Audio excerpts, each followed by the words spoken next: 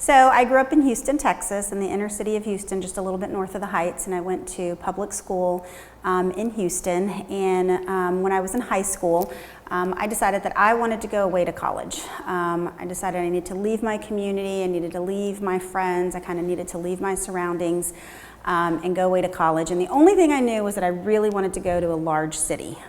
So I applied to schools like NYU, Boston University, University of Chicago, and I ended up going to Boston University because they gave me the biggest scholarship and the most money to attend. So I left to Boston in 1993 and had a great 4 years. And like most college seniors, kind of started thinking about what do I want to do when I graduate. And at the time, I had thought about joining the Foreign Service. I was an international relations major. But my mom had been working in the school system. She was a kind of cafeteria lunch lady. She worked in the cafeteria for a really long time. And then she had a principal who was really nurturing and supportive and convinced her to get her GED and go into the classroom as a co-teacher. So during college, I had started spending a little bit of time with my mom in the classroom in the summers and on vacations when I would go home. And so I started exploring the idea of teaching my senior year, and I started researching about alternative certification and what that meant and what that would look like. And during that research, I happened to run into an advertisement for this organization called Teach for America that talked about recruiting recent college graduates and placing them across the nation to teach. And one of the placement sites for TFA was Houston.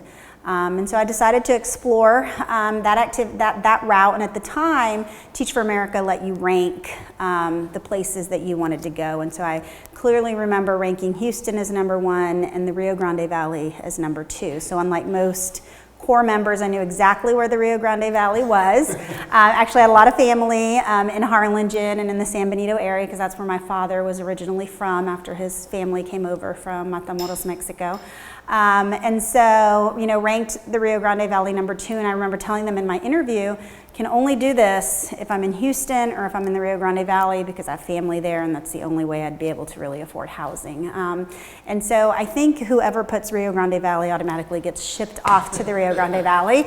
But it was, honestly, it was the best thing that ever happened to me, being placed in the Valley. I was placed in Donna, Texas to teach 4th grade at an intermediate school which just had 4th and 5th grade. And so I was one of, I think, 6 4th grade teachers at the time. And so I was teaching 4th grade ESL, and I had this other core member, actually a few core members there, but Tom was one of the core members that was also placed at that school. And so we had the good fortune of being on the 4th grade team together.